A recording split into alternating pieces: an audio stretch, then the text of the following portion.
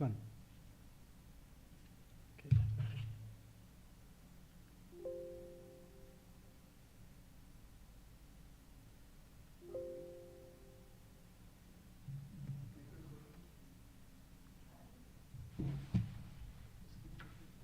One more try. Okay.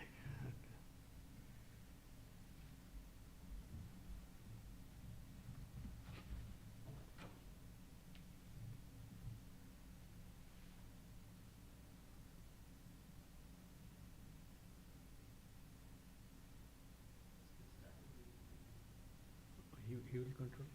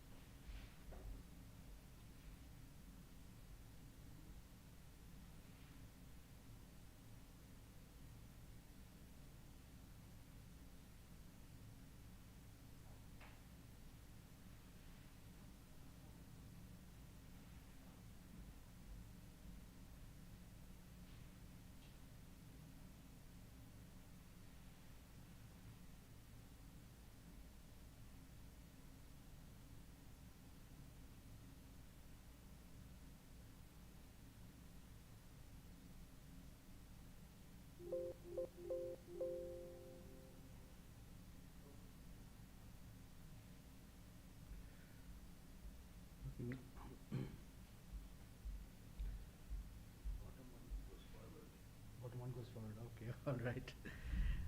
Okay.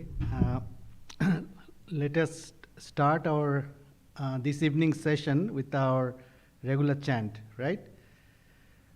Tabo kathamritang tapto jivanam kavibhiriritang kalmushapoham Sravana mangalam Srimadatam Bhuvi kinanti te Bhurida jana.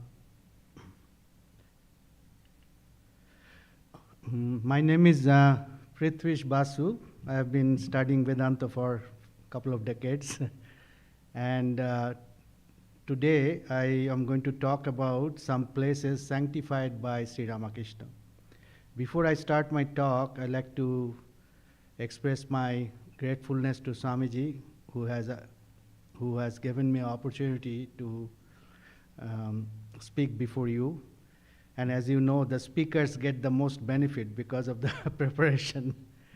And also at the same time, I like to express my gratefulness to Swami Chidekananda, whom I have never met. He's a young monk at the Advaita Asrama, as he has written a series of articles in Vedanta Kesari, and which has described these places in Calcutta in today's situation. There are articles before 20, 30 years old article, 10 years old article, but he has compiled it, all those, and then presented it in today's context. Some of the buildings have vanished, something else came up. So his articles we followed, and then we visited those places. Not all of them, because there are quite a few. In January, I think January 5th, it's a Saturday. So I'm going to talk about some of those places we have visited.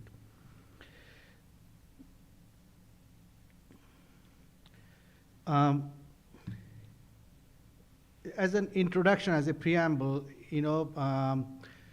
Sri Ramakrishna came on the scene of India, and of course, Sri Ramakrishna is not only for India, he's for the whole world actually, but he came to at the time in India, India was gasping for breath that time.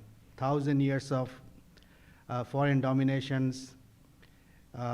India is forgetting its Sanatana Dharma, Hindu Dharma, losing faith in that.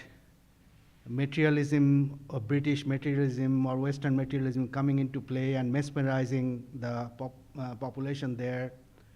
So people are losing faith. A lot of people think they are useless for this era. Then there are reform movements. So people are actually forgetting the essence of the Sanatana Dharma, which went on for 5,000 years. And it was really at a dangerous crossroad that time. And Sri Ramakrishna appeared in that scene at that time, illiterate, from a poor Brahmin family.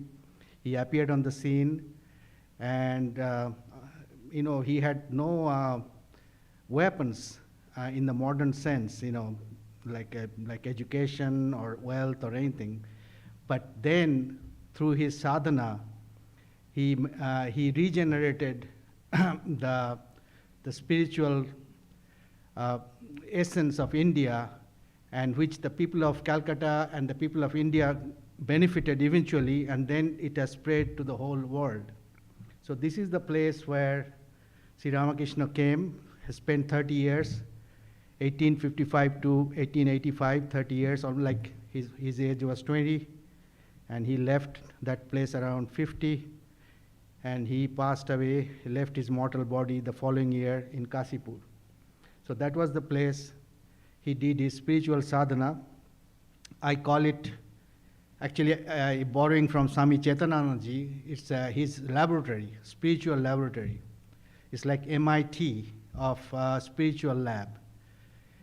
MIT, Harvard, they do research in physical world, what you can see with your senses, what you can senses, as well as the extension of senses with various instruments. But Sri Ramakrishna's lab was for subjective, internal, what's going on internally. So in his lab, he spent 30 years and did an inhuman amount of, unprecedented amount of austerities and superhuman attainments there in the laboratory there. So that is many of you have gone there, Dakshineshwar and temple. That is a Kuti Badi, they call it. That's where Sri Ramakrishna lived 16 years and did more, many of the sadhanas there actually while he was living there. And at the end of that period, he used to go to the roof and cry that, Mother, you have not sent the young disciples, young people who will learn from. He was yearning to share his knowledge, what he learned through his sadhanas, and share among people who will be the torch bearers for the next generations. So he's yearning and used go up to the top of that roof and cry every night and evening, why they have not come, why they have not come. Eventually they came. 1875, Sri Ramakrishna visited Keshav Chandra Sen. He was a leader of the Brahmo Samaj. There's a reform movement. As I said before, people are losing faith in the Sanatana Dharma, Hindu Dharma. They are trying to reform that along the Christian style or other style. So, but Keshav Chandra Sen became a very good devotee of Sri Ramakrishna eventually. The first time Sri Ramakrishna met Keshav Chandra in Calcutta, 1875, and then Keshav started writing about Sri Ramakrishna's spirituality in his journal. And he was a very good orator, very good writer. Even Queen Victoria, when he went to England, Queen Victoria actually invited him to give speech in the palace. He was that kind of level of oratory he had. So when Keshav Chandra writes, everybody pays attention. So people started reading about it, and about 4 years later, Sri Ramakrishna's wish started fulfilling. People started coming. His inner devotees, their outer devotees, people started coming 1879. So that was the place, the laboratory, one of the buildings of the laboratory, Kutiwadi. And then he went to another room, which is right across from that, and that inside of that room, many of you have seen, and he spent 14 years there. This is the Panchavati, another lab. I did a lot of sadhanas there. And as I said, he did 12 years of unprecedented austerities and superhuman attainment, which is unthinkable in the religion, in the spiritual history ever. And he studied he actually practiced various parts of Sanatana Dharma, Shakti Sadhana, 64 Tantras, whereas and he realized in each path, in 3 years he did that. In each of the Tantras, many sadhakas, they spend their lifetime, whereas in Sri Ramakrishna spent 3 years and mastered all the 64 Tantras. Ram Lala, then Totapuri came, Advaita Vedanta. He harmonized the 3 main schools of Vedanta, Dvaita, Advaita, and Vishishta Advaita. There is no conflict. I mean, he never got into any kind of conflict, all harmonized, different kinds of religion, Sufi. He had visions of Allah, visions of Jesus Christ, synthesized 4 yogas. So all those things he was doing in that lab.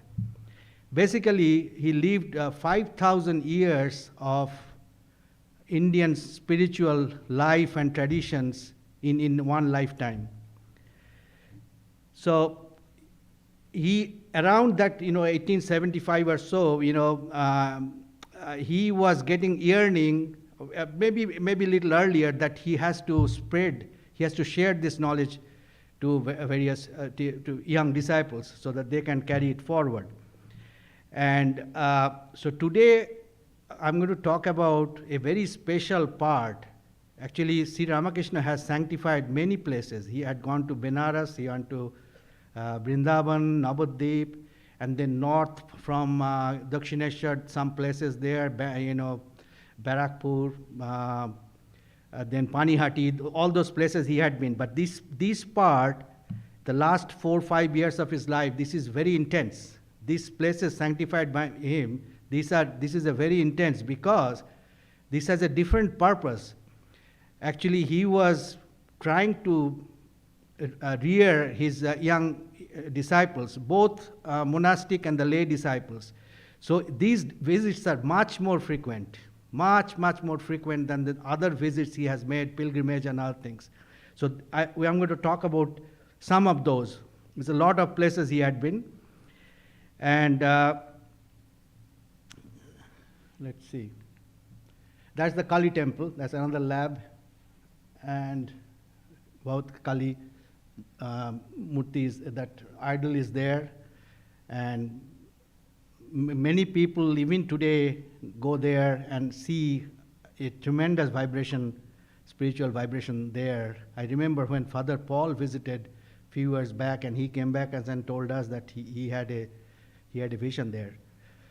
So this is a very vibrant place even today, which this is the idol he worshipped.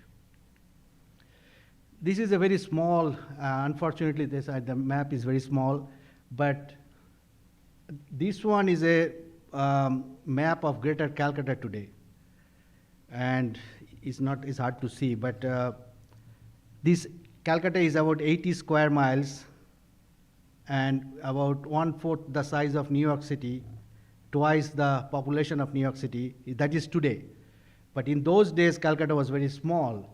At the top left-hand corner on the Ganges, that's the Dakshineshwar, and then somewhere in the top 1/3 is the North Calcutta visits I'm going to talk about.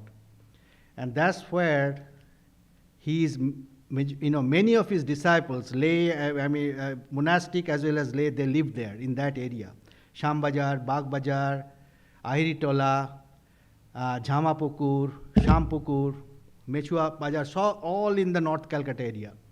And in those days, there is no South Calcutta. There is actually the North Calcutta. That's where the native people lived. And then further south of that, the central part of the Calcutta, which is today, That's where the British people lived. So this is native area and that's the English area. So this native area is that I'm talking about, which is called North Calcutta today. Now, as I was saying, that Sri Ramakrishna was yearning to get sincere disciples, and that has been seen in other spiritual incarnations' life also. Like Buddha, after his enlightenment, he gathered 10 chief disciples and imparted the knowledge to them, and then they spread it beyond whatever Buddha has done. Jesus Christ, towards the end of his life, he gathered 12 apostles, and they carried it forward. Sri Chaitanya Dev, 1500s, which Abhijit covered last time, he gathered 6 Goswamis who carried his teachings forward. He spent their lifetime and then carried the teachings forward. And also, when the incarnation comes, takes birth, his intimate disciples are also take birth to accompany him. So Sri Ramakrishna found them out one by one. They also came. So Sri Ramakrishna found them out. And the North Calcutta, the Calcutta is actually important, that thing, which was the administrative capital of British India. So all the cultural, commercial, educational hub of India that time. It did not move to Delhi that time. Delhi, it moved much later. So there's a fairly good, there's also a Renaissance movement going on among the people there. So there's a lot of, literary figures, freedom fighters, and spiritual figures. There's a concentration of very high quality people in the Calcutta that time, which is not Calcutta today, but in that area. So that was the right fertile ground for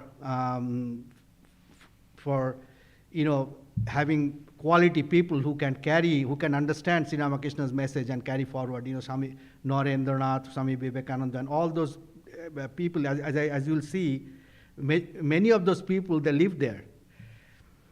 So actually, so Sri Ramakrishna started coming to North Calcutta again and again. And it was about 10 kilometers from Dakshineshwar. It's again very hard to see. This is a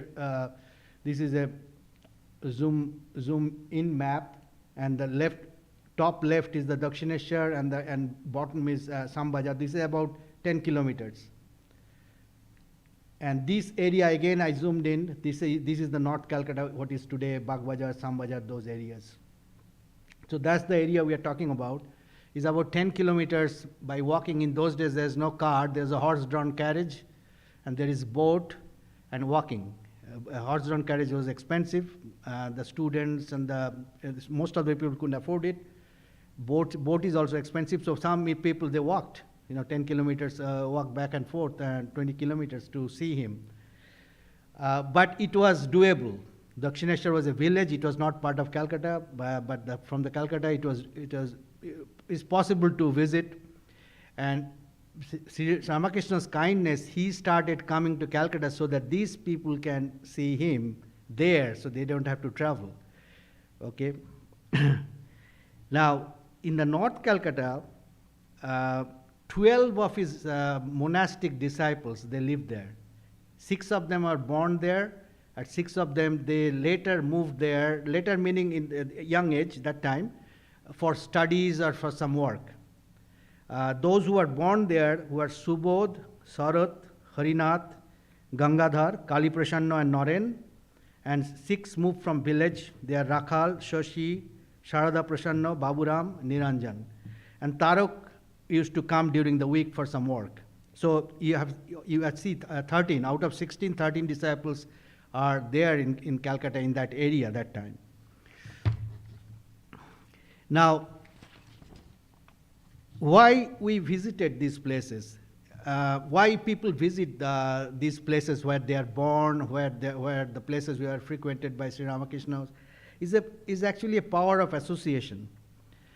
Sri Ramakrishna many times said that I have created a mold for you, and you do the necessary work. Basically, if you think about it, this is a mental mold. And if you pour your mind into that mold that Sri Ramakrishna visited here, they lived there, your mind gets purified.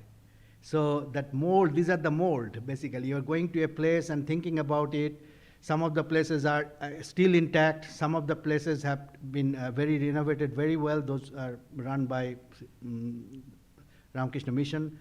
So you can go there and meditate and think about it. So that is that it purifies the devotee's mind and help them to make progress. So that's why the visiting these places are very helpful.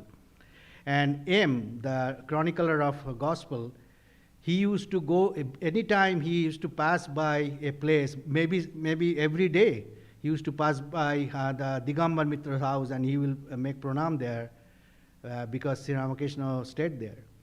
And M also, as a guide, he took group of people to Dakshineshwar and these places and described them, what happened during Sri Ramakrishna's time.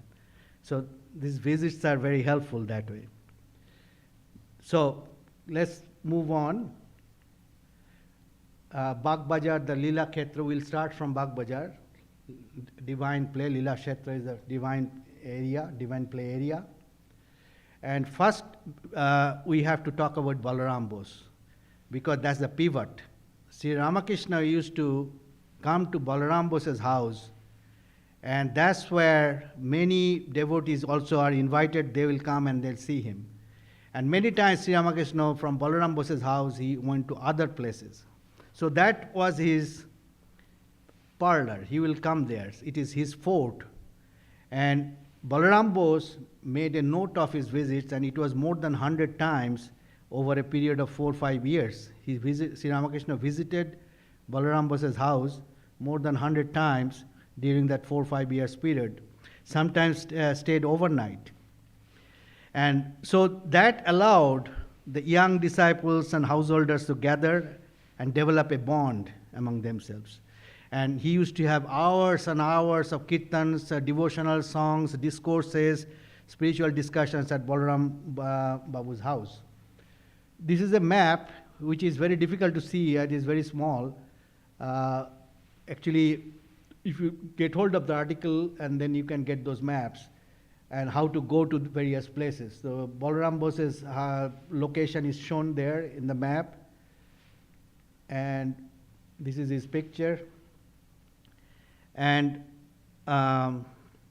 his house, let me show you that house. Many people have seen it, that the left-hand side, it is actually maintained by Ramakrishna Mission, so it's very well maintained now. One can go there in the morning and the evening for meditation, for arati in the evening and discourses. That's the hall on the right-hand side. So this is the place Sri Ramakrishna came more than 100 times. And it is almost intact in that same way. It has been refurbished, but it's the same house. And this house has also a lot of history associated with it, not only with Sri Ramakrishna following that. After Sri Ramakrishna's passing away, Holy Mother stayed here for a long time before she went on pilgrimage to Vrindavan. Long time meaning few months.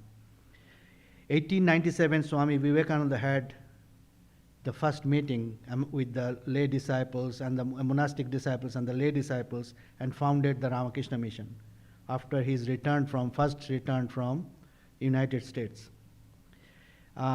Then Swami Premananda in 1918, Swami Brahmananda, Swami Premananda, Adbhutananda stayed there for 9 years, 1903 to 12.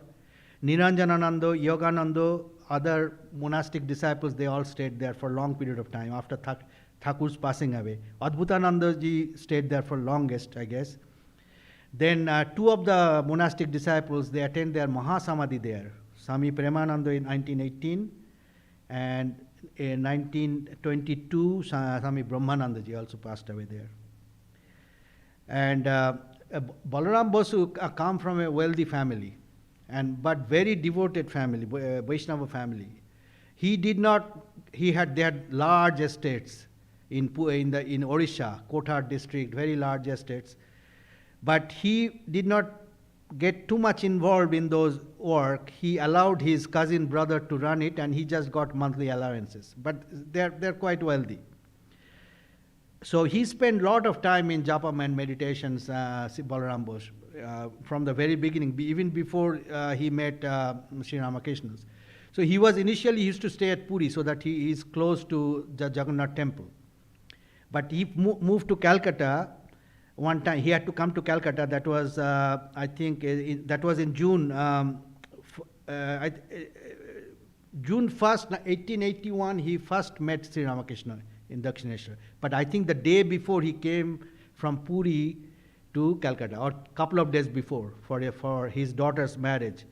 And he heard about Sri Ramakrishna from Keshav Sen's journal, as well as their priest, their family priest, did meet Sri Ramakrishna. So they went there the 1st of June.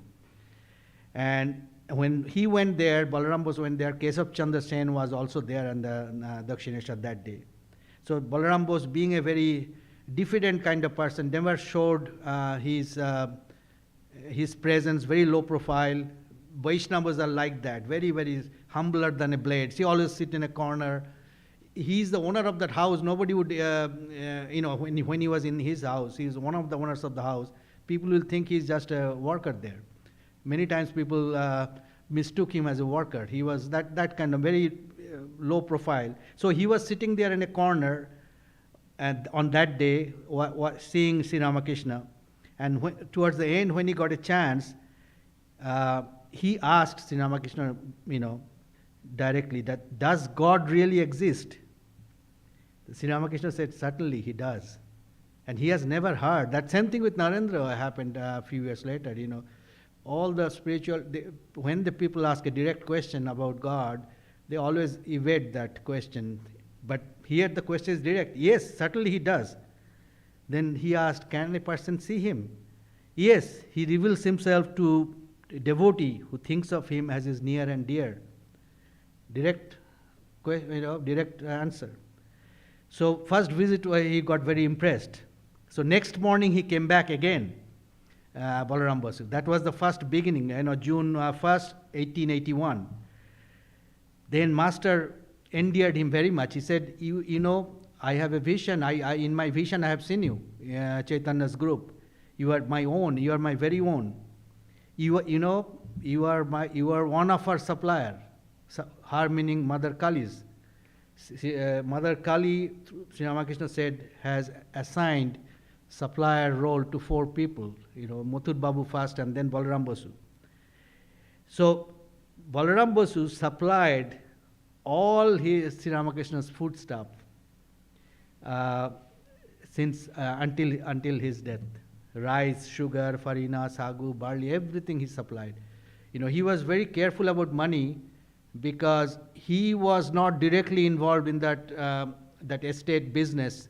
He used to get monthly allowance, so he doesn't want to overspend anything, but he was careful about money, but he was very particular of bringing things to Sri Ramakrishna whenever is needed. And Sri Ramakrishna stayed overnight many times there. And as he asked many young disciples, Narendra, Rakhal, Bhavanath, and Ames said that was Master's chief vineyard in Calcutta. And devotees, both lay and monastic disciples, future monastic disciples, they came to know very intimately there during their association there. So that was Balaram Basu's house, and Balaram Basu died in 1890, few years after Sri Ramakrishna's Mahasamadhi. In those days, people did not reach 50. Around 50 people used to die. He died of influenza, and at that time, his wife had a vision, and other some of the monastic disciples were there also by that time, by his deathbed, because everybody knew that he's not going to survive. And that time his wife had a vision which she told the disciples there, that I saw a cloud coming over from the sky. It landed on our roof. It became a chariot, And Sri Ramakrishna came out of that chariot, came to Balaram Basu's room, and then took him by hand into the chariot, and then they went away. And at that time, when Krishna Bhavini Devi, the wife, was seeing this thing in a trance or whatever, she came to know that he passed away. Somebody came and told her that he passed away just now. Krishna Bhavini Devi was also a very high class devotee. She spent time with Holy Mother later at the Brindavans and other. And Sri Ramakrishna also said she is one of the 8 main companions of Radha. So they are very devoted, very devout family. So from there, from Balaram Basu's house, very close by behind, on the Bospara lane, there is Chuni Lal Basu's house. Now they are all Basus. There are a lot of Basus there. And they are not related. Basu is a common title, a last name. So Chuni Lal Basu used to live just behind Balaram Basu's house. He was 7 years younger than Balaram Basu.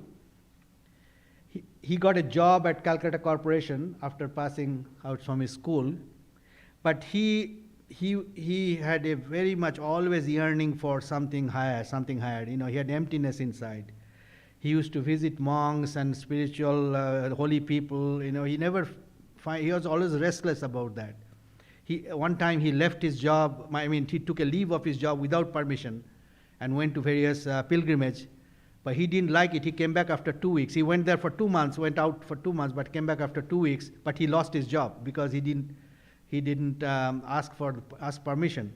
But fortunately, he was reinstated because his boss's boss came to learn about it, and then said he's a sincere person.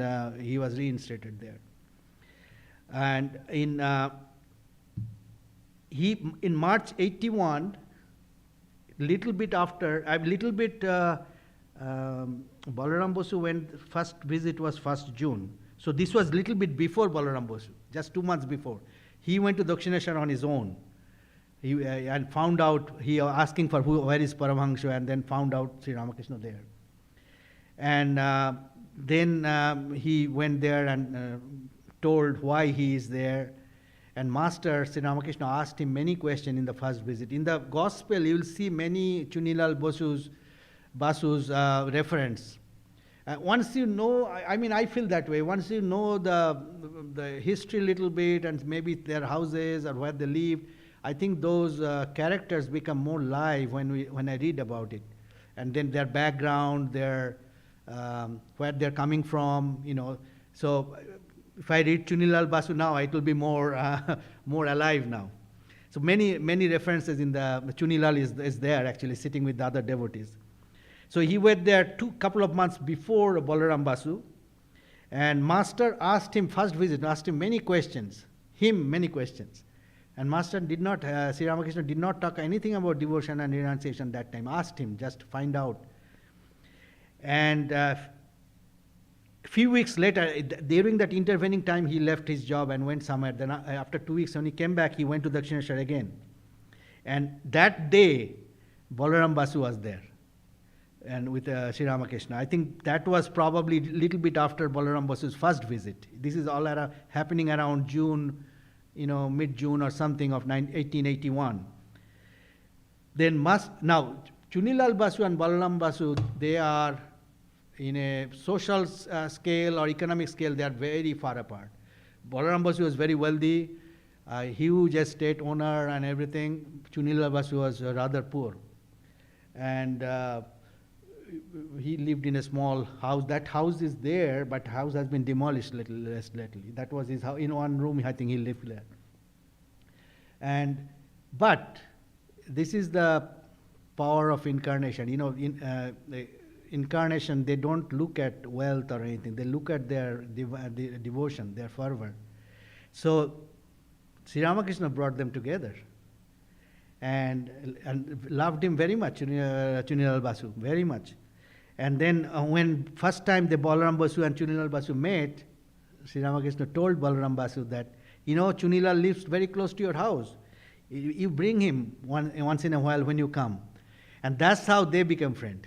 Balaram Basu used to hire in a boat, and then he called Chunilal, and then they went together. Chunilal was 7 years younger than Balaram Basu.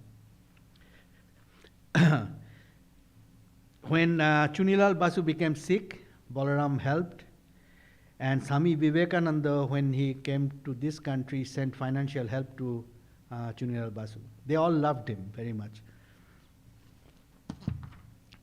As I said, there are many entries in the Gospel on Chunilal Basu. And Master had a very high opinion about him. He said that Chunilal's spiritual consciousness, is Sri Ramakrishna's word, Chunilal's spiritual consciousness has awakened by frequent visits to this place. And once Sri Ramakrishna went to his house also there, once. On the Kalpataru day, 1st January 1886, all the devotees, they had divine intoxication with the grace of Sri Ramakrishna. But Chunilal was not present there initially. He came late. And when he heard about from others, and he was very depressed, he was very sad. So he was sitting there at one corner or something. Then Swami Narendranath came and told him, you go and upstairs, go to Thakur upstairs. Chunilal was very afraid because Niranjan, who became Niranjananda, was standing there with a big staff. Anybody will come, he will hit him. He will not allow nobody. And he was very tough. He was the doorkeeper of that. So if Chunilal Basu was afraid to go. But Swami Vivekananda said, you wait for your opportunity. So he was waited. Niranjananda went to some place, some bathroom or something. He just sneaked in. And he told Master that he could not come. He missed that Kalpataru function. Master said, don't worry. Have love and faith in this. You will also achieve it. Have love and faith in this, pointing to his body, and you will also achieve it. And that became his mantra, mainstay of his spiritual life from that time onwards. And he had lived for a long life. In 87 years, he died 1936. And Sri Ramakrishna passed away 86. So 50 years he lived after that. And this last word, have love and faith in this, he will also achieve it. It has become his mainstay of his spiritual journey. So that is the story of Chunilal Basu. If I read, it will be more live now. So next, let's move on. I myself cannot see it. What is that? Yeah, Girish Ghosh, yeah. Yeah, so Balaram Basu's house, we are going towards Bagh Bazar. These are all walking distance, we all walked. So Balaram Basu's house, we are going towards Girish Ghosh. Girish Chandra Ghosh, you all know that he was a very famous playwright, and we have discussed about Girish Chandra Ghosh here. Many people have given talk here. Swami Chetananda has a very, excellent compilation of Girish Chandra Ghosh, or the biography of putting together many different things. So we are not going to talk much about him, but he was a playwright, he had a wayward life, but Sri Ramakrishna brought him to the very spiritual, gave a direction to it, and even take his, what is called, power of attorney, which is very unprecedented. But he became a staunch disciple. And he had a big house, the left-hand side. That house, Sri Ramakrishna visited that house a few times. Even Holy Mother visited that house during Durga Puja in 1895 and 1907.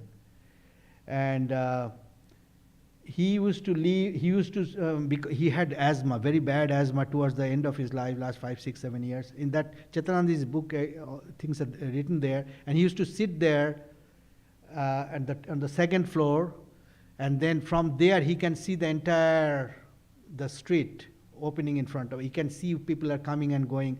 He used to look forward to people. Many people used to come and see him.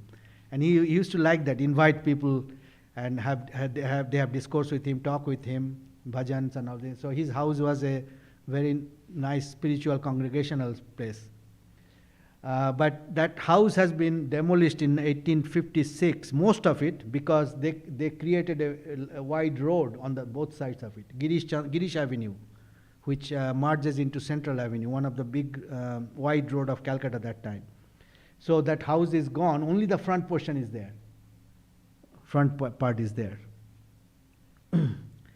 Next, we take a right turn into the Bospara lane.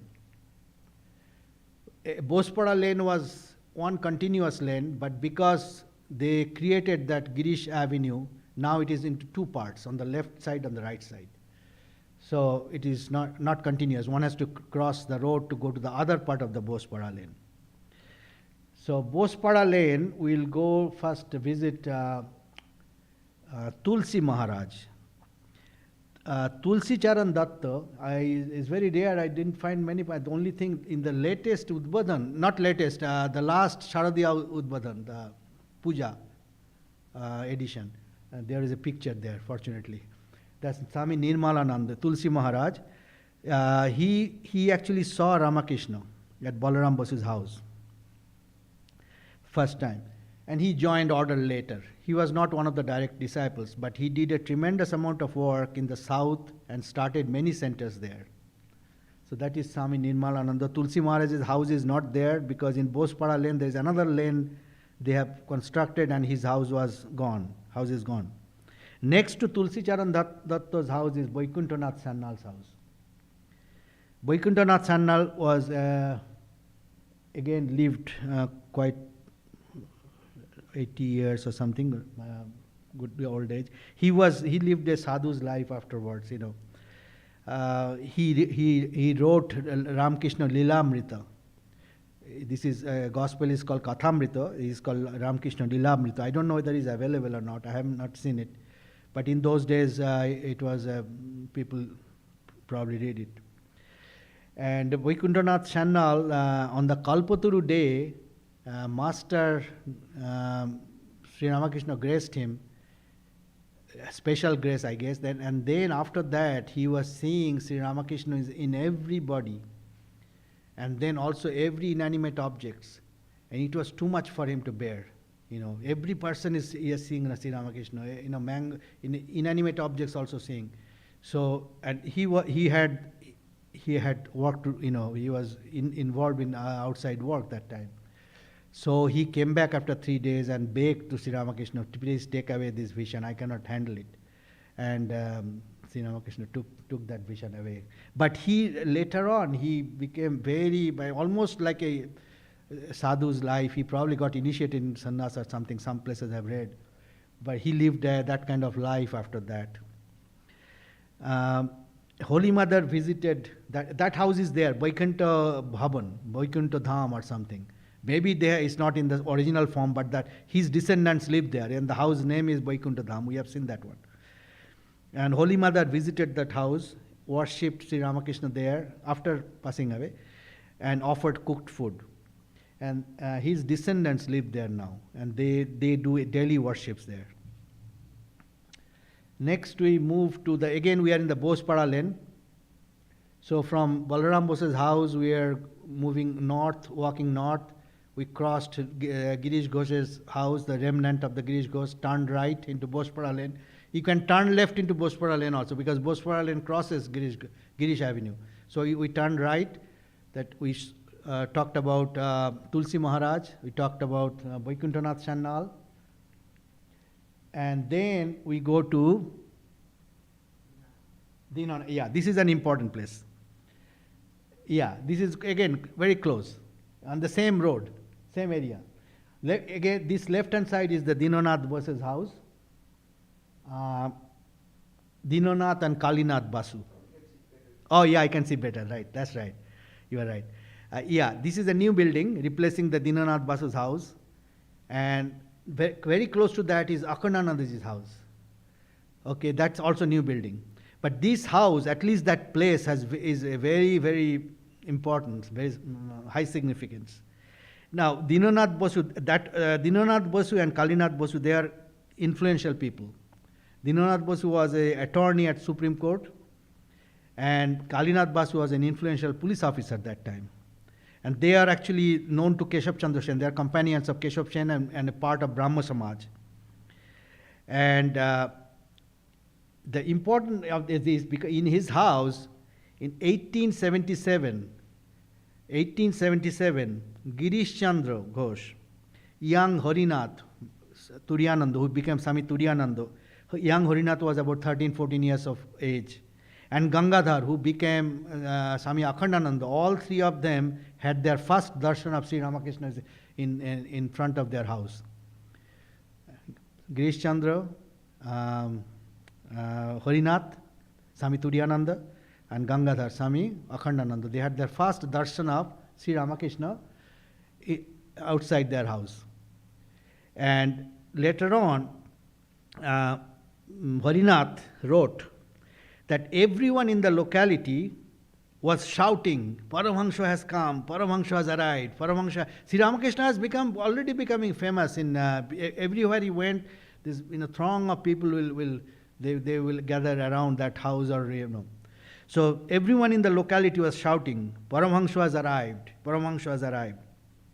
When Sri Thakur, this is Swami Turiyananda's writing, when Sri Thakur alighted from the carriage, it was as if a light was emanating from his face, which was attracting everybody.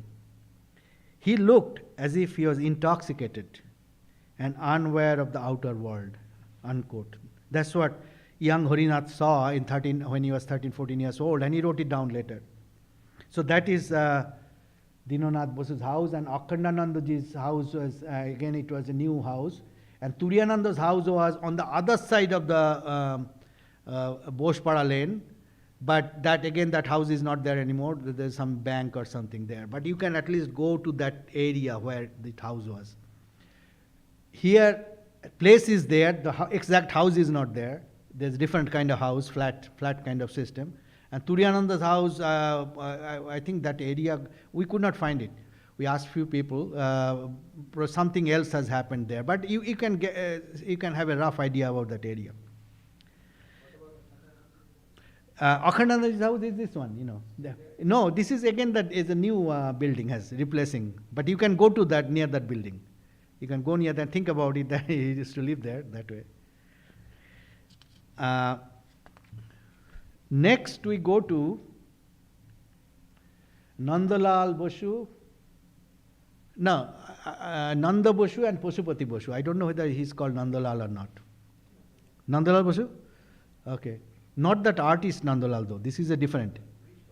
Rich person, yeah. So next we go to Nandalal Basu and Pasupati Basu's house. That is, we actually go to the Bagbajar Street and then take a right turn, go towards Bagbajar Bata, and then a left turn into the Nandalal Bose Road, small street. So that's house is. This is an important event. This one is July 28, 1885. Okay, so this is a little bit later. But this visit you can see in Gospel is very detailed visited there. Lot of things, many things can be learned from this. So this is a very nice place to go and contemplate. So Nandalal Basu and Pasupati Basu's house, July 28, 1885. And Sri Ramakrishna actually came to Balaram Basu's house that morning, probably. And then around 3 o'clock, actually Sri Ramakrishna probably heard about them before. But somebody that time he said that, Nandalal Basu's house, they have a very nice paintings of God and goddesses. Very nice. So Sri Ramakrishna is eager to see that. So say, let's go. So they started from there. Aim was there, and then a few other Chotonore. Actually, in the Gospel, you will see a full chapter is there on that house. This is the house looks like. It's not a house, actually it's a huge mansion. Huge. They are very, very wealthy people that time. And it's probably a painting, I don't know. But that is the front of the house. And as it was during Sri Ramakrishna's time. Huge. I mean, from one street to another street, a few blocks maybe. 14 acres, and this front is 270 feet wide, and this is the western exterior. And in those days, as I said, Calcutta had two parts, native part, native section, and then the Englishman sections. The native people, Indian people, whoever are rich, they try to emulate the British architecture, so they have this colonial kind of thing outside, but inside they kept the western exterior, and this is eastern. Inside is, as you see, there's a courtyard, and then the front, that is Thakur Dalan, that's where all the pujas takes place, and people will sit in the courtyard. And the second floor, around it, that's where the ladies' quarter, they can see it from upstairs. They have nets. Aristocrat ladies, they did not come in front of other people, so they can see from upstairs. That's the second floor, or in Indian context is first floor. So this is a typical house, interior of a house in India that time. So that's the house. This Nandalal Basu's house has also some historical importance. We'll come to Sri Ramakrishna's visit maybe next time, because time is getting up, but let me tell you a few things. In 1891, after Sri Ramakrishna's passing away, Girish Chandra Ghosh has some dispute with the Star Theatre. And as you remember that Girish Chandra Ghosh was a very top-notch playwright. He was compared with some Western, very high-quality Garrick or somebody, Garrick of India. And he could write a play just in few hours. He was that talented. And then act in that play the following evening. He was a very, very talented person. But when he had a spiritual turn, he wanted to give up the theatre. But Sri Ramakrishna said, no, you keep it. That is your passion, and you use it for education of people. So he actually wrote play which are based on Puranas and then moral stories, like a Billamangal. Billamangal he rewritten that as a play. I have seen it on the 100th anniversary of Billamangal at Minerva Theatre a few years back. So like that, he wrote, Sri Ramakrishna said, you don't give up. You write plays for the education of the masses. So, but they had always dispute. There's a commercial interest and all dispute between Star Theatre and Girish Chandra Ghosh. So he was not allowed there. So he enacted the plays in the Basu Bati. They allowed that. 1887, when Swami Vivekananda returned to Calcutta at Sialda station, they had a horse-drawn carriage, and then the people removed the horse, and the people draw that carriage and took him to the Ripon College first, and then to the Basu Bati, this house. So Swami Vivekananda came to this house when he returned triumphantly returned to Calcutta in 1897. Then 1905, there's a partition of Bengal, and there's a lot of meetings, and Rabindranath Tagore, and there is a harmony between Muslim and Hindu Muslim, because they are both against that partition of Bengal. So they came together. So there are a lot of meetings there. And then the Swadeshi movement, Gandhiji Swadeshi movement, spinning cloths and everything, they allowed there. So they are wealthy people, but they have a large-minded. Of course, the Pasupati Bose, I don't know whether they probably passed away that time, but I don't know whether still there or not. But they allowed those things to happen there. So I think we'll continue next time. 24. How much? Couple of minutes? Acha. Okay, then we can talk about the goddesses. So Sri Ramakrishna went there, and he went. They cordially welcomed him, and what they have is that they have very beautiful paintings. Unfortunately, there's no photo of paintings. I haven't seen any. Probably all gone.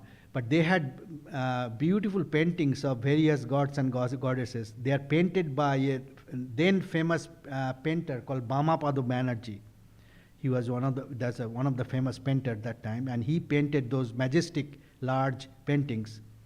So Sri Ramakrishna saw Vishnu with 4 arms, and when he saw that first picture, he saw that. That was in the Gospel of Sri Ramakrishna. We'll see that one. He was overwhelmed with ecstasy. And he was so that he sat down on the floor for a few minutes and then gained control and then got up again.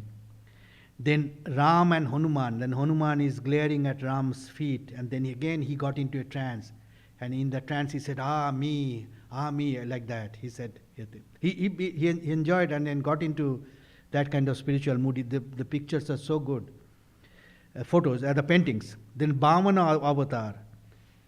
Then he joyfully cried, Bhamana, and looked intently. Annapurna's photos. Then he saw other photos and everything, and then he told Nandalal Basu and Pasupati Basu that I'm very happy today. It is grand. You are a real Hindu. You have these pictures instead of English ones. I guess the English ones meaning worldly pictures, mansions and kings and queens and all those English ones. I think that's what I mean. Instead of worldly pictures, you have the paintings of gods and goddesses. Even if you are wealthy, you have a spiritual turn. Then, this is that painting, I think after that we may stop. Then he saw that one. Actually, one devotee pointed that to Sri Ramakrishna. So, see this photo, Thakur. This was the painting, Harmony of Religion. This was painting done by, it was commissioned by Suresh Mitra, one of the lay disciples, very close lay disciples of Sri Ramakrishna. He was one of the suppliers also, right? Suresh Mitra? Surendra? Right. Yeah, very close devotee. So Suresh Mitra commissioned U. Roy to paint this one based on Sri Ramakrishna's thought. And on the left-hand side, there is a 1960 version of that. I'll show you that. That one is little bit. This is the original picture, Harmony of Religion. On the left-hand side is hard to see. Sri Ramakrishna is standing with Keshav, and there's a church, there's a mosque, and there's a temple. And then there are various devotees, and there's a Christ there also, Christ and Chaitanya in the middle. And there are different kinds of devotees there. This was Suresh Mitra commissioned it and got it painted by U. Roy, Upendranath Roy, and had it hung on in his parlor. And Sri Ramakrishna saw that one on October 11, 1882. And this, we are talking about this incident, okay, July 28, 1885. So 3 years back he saw that. He didn't get, and no, there is no record of his reaction to it, but this time he had a reaction here. So that is written in the gospel. Actually, this picture is a little bit better because it's a repainting of it in 1860. Same kind of picture. You can see the green shirt is Sri Ramakrishna, left is Keshav, and then Jesus and Sri Chaitanya, and then you have Parsi, you have Muslims, you have Sikhs, you have Vaishnavas, you have Tantric, you have Ramanujite, all different kinds of harmony of religion. So somebody pointed that to him, to Sri Ramakrishna. Sri Ramakrishna said, yes, that was painted for Surendra. And what happened was that Surendra got it painted and then gave a copy, I think 2 copies he made, and one for himself, another, he gave it to Keshav Chandra Sen. And Keshav Sen very much liked it, admired it that time. So this painting he is seeing, and this painting got so popular, I think the painter made copies of that. And this Nandalal Bose also got a copy of that from the painter, I guess. I don't think Suresh has given. Suresh gave it to Keshav. So when somebody pointed this to Sri Ramakrishna said, yes, it was painted for Surendra. And then that person, he said, you are also in there. He pointed, but yes, it contains everything. This is the ideal of modern times. That's what Sri Ramakrishna said. This is the ideal of modern times, harmony of religions, this painting. And then the last thing is that he was about to leave. Actually, I will go over that next time, but at the last point here is that, and then he got into an ecstatic mood. Talking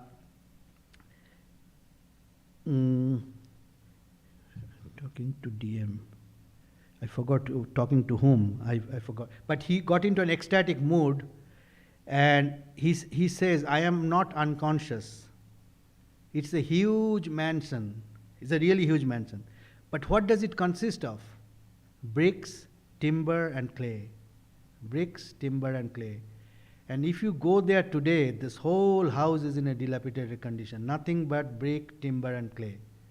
And he saw that in vision today, that majestic, probably one of the most majestic house in Calcutta that time, barring the British Governor General's house. And he saw that it's nothing, it's all brick, timber, and clay. And if you go there, most of them is dilapidated. One part is there, and it is brick, timber, and clay. So with that, I think we'll stop and we'll continue next time. Any question or comments? Okay, our closing prayer is at the end, right? Oh, you have a question? Yeah. Charlie has a question. Yes. Okay, so Charlie asks, Thakur did not like to be considered a teacher or avatar, so didn't he just want to talk to people who would understand instead of building a movement? Yeah, I don't think he was trying to build a movement. This is probably some natural urge to help people. And every time he said that I'm not the teacher, he never encouraged, if somebody is saying guru or something, he's not the teacher. Satchidananda is the guru. So he's going to Calcutta. I mean, Swamiji can explain better, but I would think that this is just to help people, so that he all the time said is the God relation is the goal of human life, perfecting oneself and let the divinity express through somebody, and in that process he wanted to help people, and that he never had the movement in mind. He actually, I think Holy Mother said that Thakur did not do anything with a plan. It is all extempore, all spontaneous thing. So it was not a plan, I think. It's just a way of helping people. Thank you. Yeah. That map you were showing us, where did you get that map? Actually, Swami Chidakanandaji has articles in the Vedanta Kesari. So that's why he is very, very nice. So anybody visiting those places, read the articles and get the map. We actually had those maps in our hand, so we're following it when going there. I was just wondering, Yeah. Do you know how they copied the paintings back then? No, actually, those are not really copy. Actually, he painted another version of it. I don't think he's copied. 2 or 3 versions of that same painter painting it. That's why it was expensive. It is not copy. European painters, they did lithograph with they did on what is it? They had on woods and everything so that they can make copies. But that's not painting. So these are, I would say, they 3 or 4 versions of the same painting they made.